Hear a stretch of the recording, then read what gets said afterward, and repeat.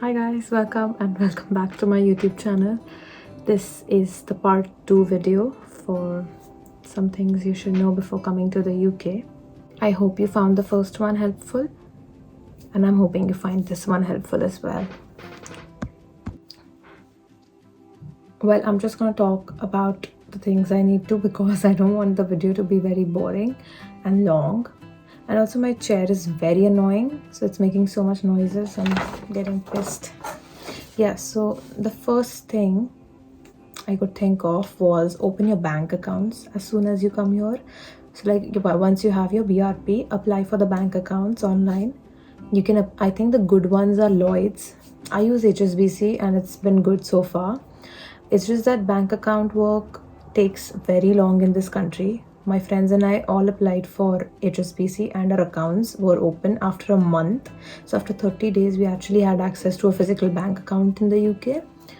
But till then, we chose to go for something called like online banks. I use Monzo, it's Monzo. They do not have physical bank locations, so you have to apply for it online and you receive the card in your mailbox. But it's really trustworthy, so I would suggest. I've had a good experience with Monzo so far. I'm still using it. You can always put in cash into that account through pay points or like post offices. Also, how to save money in the UK has been like a very frequently asked question, especially from the people I know. I would say first thing is the most amount of money you'll spend is on food here, because you'll go grocery shopping maybe once a week, twice a week, or every month you will go. So I will say that try and find cheaper supermarkets, because there is supermarket system in the UK, but not all supermarkets are at the same price ranges. So like the most expensive ones are Sainsbury's, Co-op, M&S, Marks and Spencer. So I will not recommend going for them straight away. Go for Tesco, Aldi, Lidl. Aldi and Lidl are the cheapest ones, I feel. I shop from Lidl quite a lot, and I also shop from Tesco because Tesco has good deals, honestly very good deals. Just take those apps and register for their club cards, and then you can always use them, so you get the discounted prices every time you shop from there. And there is also Morrison's, Asda. Asda is also very cheap as far as I've heard, but I've never tried it. But yeah, products are good from everywhere. It's just on the variety you get. So like if you go to Tesco, you'll get a lot of variety, a lot of options. Whereas if you go to Lidl, you will not have more than 2 options in the same product, but then you'll have a very cheaper price range over there. So it's just up to you what you prefer in terms of product variations and quality as well. So like if the product is cheap, you might have to compromise on the quality. Another thing is register for uni days and student beans. These two apps and websites have so many discounts all over the UK for students. I didn't know that for like a very long time, and I still don't use discounts sometimes because all drugs and chemist stores have the discounts, like in Superdrug, in Boots, and in Holland and Barrett as well.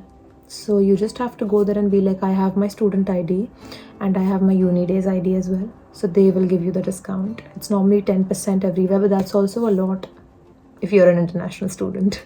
So yes, do that. And also I'm just gonna say that be upfront about asking for student discounts. So like wherever you go to eat or to drink or to shop, just be like, do you have student discount? And ask it. Sometimes they do have it, and then it'll just benefit you. Yeah. Also, like if you're staying in parts like London or Leicester, that's just because I've seen those cities.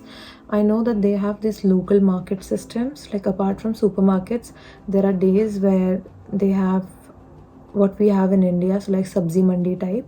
So they have those roadside markets, and sometimes the stuff there is cheaper. So you can figure that out. You can get to know people and then ask them if there are such things happening in the city you're staying in. And then yeah, you can save money that way as well. You can also like for traveling, you can choose to have a rail card. or a travel pass. So like if you know you have to take the bus every day, every month, then you can just go for a cheaper alternative, that is take the pass for that month or for 3 months. Depends on the bus service you're going to be taking. Rail card is very good. I don't have it, but my friends do. So it's like £30 for a year. I think it's a very reasonable deal. And then you get like 1/3 discounts on every trip you take by the train, because trains here are more expensive than the bus. And train journeys are like too good. It's very time effective. You can reach places in the short span of time. Yeah. Another advice for like finding part-time jobs is that sometimes you might have a very good CV, you might have experience, and you might still get rejections if you're applying online. Of course, the two websites I know are Indeed and Total Jobs to apply for part-time jobs. So you can do that, but they do value like walk-ins more. So if you know some place that could hire you, or if there's some place that you want to work in, so you can just take your CV, print out your CVs from the universities, and just walk in with it and be like, this is my CV, I'm looking for a part-time job, so if you have a vacancy, just go through my CV and let me know. Just do that. I think it works wonders. Sometimes it has worked wonders for my friends here. So yes.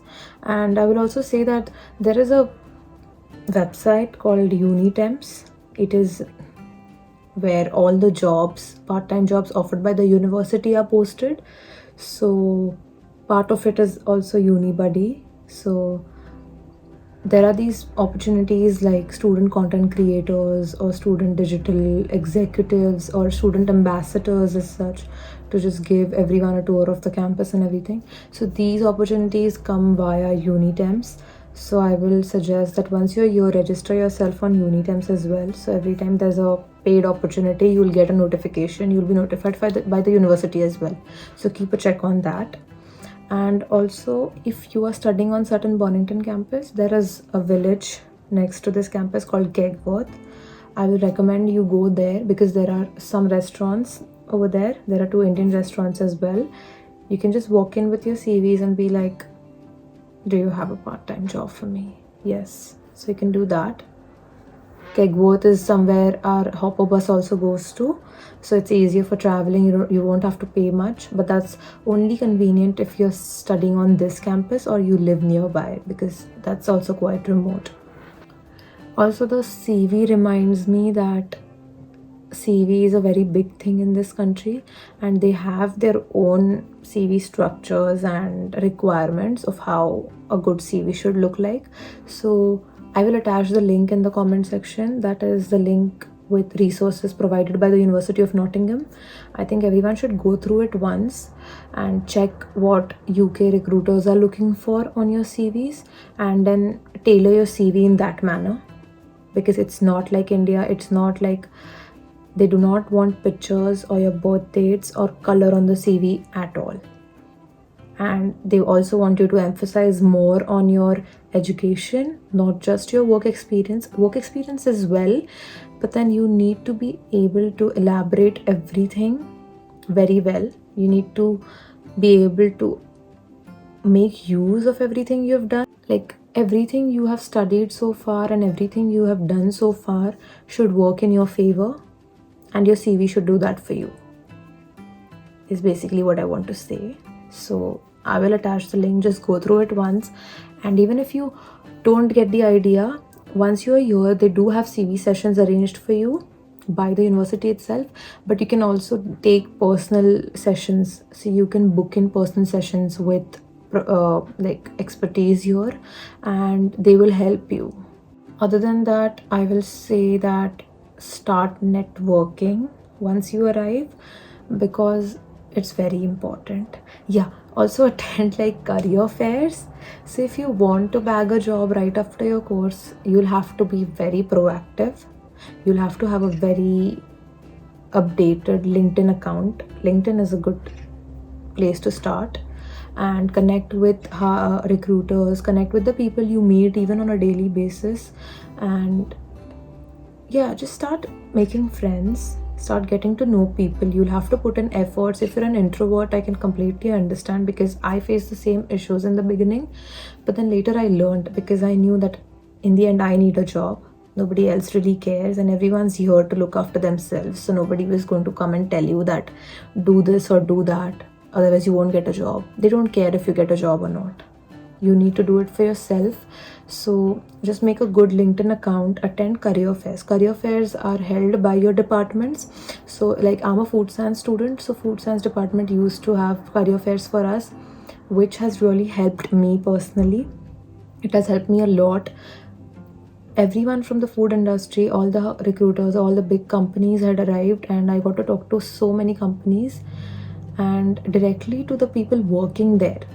So that's something very important, if you can connect with their employees at this point.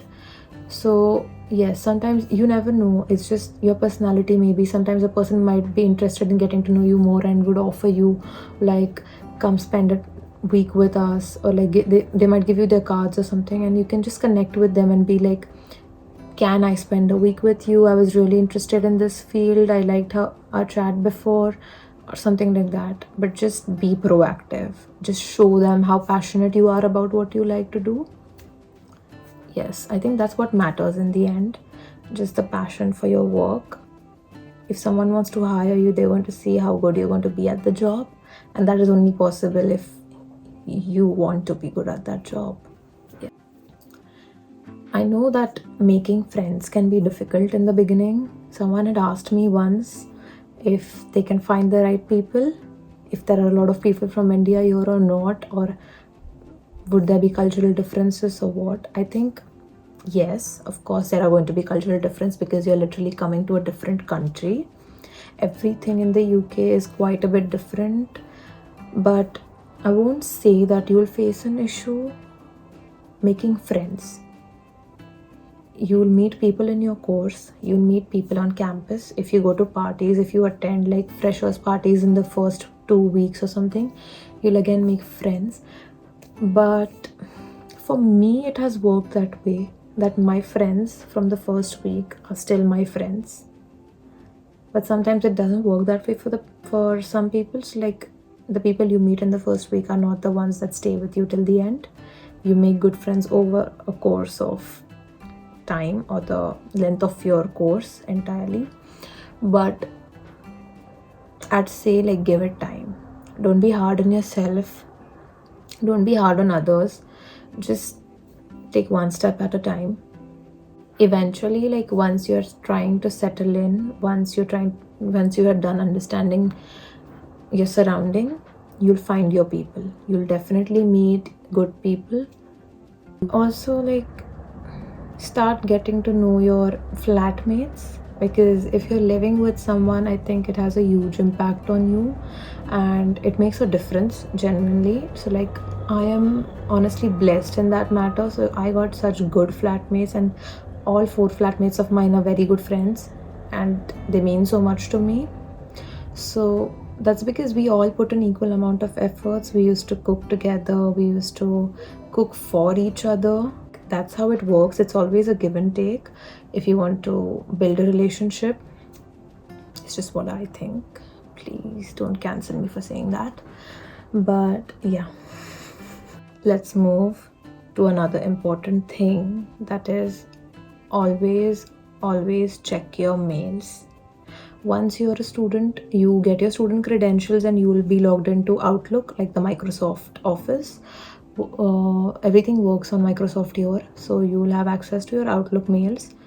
Always keep a check on them, because apart from the scholarships that they offer before the course, which are already, they must be released by now, the results, but there are some scholarships, like these small amount scholarships, maybe £100, £200 or £250, which are offered in the middle of the course, and they send you mails regarding that. I think one scholarship's name is Sam Burton Scholarship. Just keep a check on that, because they do mail you, and they do give the scholarships out to students who are genuinely in need of the money. So you just have to fill an application form of like why you need that money and how would you use it. So the key to getting that scholarship is be honest with your answers. If you want to buy something with that money, mention that. If you want to do something with that money, mention that. If you want to pay someone with that money, mention that. Just be honest. Don't try to sugarcoat things. As far as you're being yourself, you'll definitely get whatever you want. Yes, and also, like, there are many, as I said, Unitemps mails you on your student IDs. There are many university organized paid opportunities for students. So, like, just to volunteer or just to monitor some classes or invigilation opportunities. Lastly, I would suggest that you enroll for something called, if you're coming to the University of Nottingham, enroll for the Nottingham Advantage Award once you're here. I think they have two terms. One is the fall intake, and one is the spring intake. Sorry, the spring semester or the summer semester after that. So one course that has helped me a lot, that also I'm thankful to my friends for telling me about it. It was career mentoring. So you get to apply for it, and then you are allotted a mentor. So you get to choose your mentors. At times you give them 3 options and they allot you with one of them, and they're always from your field, working at really good positions and really good companies at this point. And they will give you like present active advice of what to do, and I will suggest make use of it to the fullest. Like, take help for your CVs from them, practice your interview skills with them, but most importantly, enroll for it. Yes, you might miss out on it, and then you can do it in the second semester as well. So I couldn't do it in the first one because I missed the deadline, but I did it in the last semester, in the spring semester. It was very fruitful for me. I loved my career mentor. She helped me a lot. I connected with her on LinkedIn as well, and we are still in touch through mails.